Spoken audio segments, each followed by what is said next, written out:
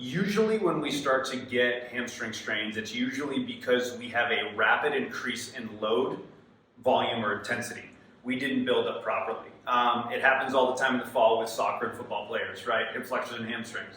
Why? Because they've been lifting and they've been doing a little bit of training, that's fine, but they've never worked at max effort.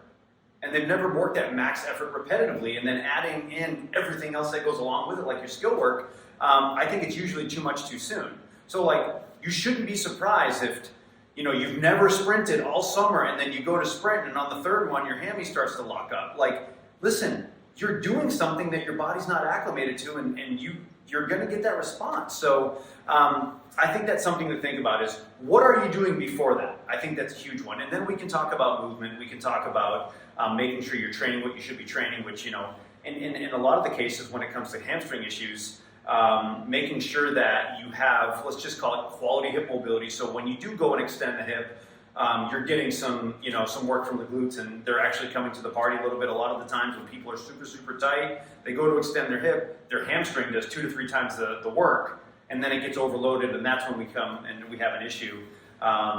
It's also known as synergistic dominance. It's a really, really big word, but essentially, it's again a scenario where you could be overusing one thing during a specific pattern, and that's why it's so important to get good quality hip extension and all that other stuff. So when it comes to exercises, I'm a big fan of like single leg deadlifts.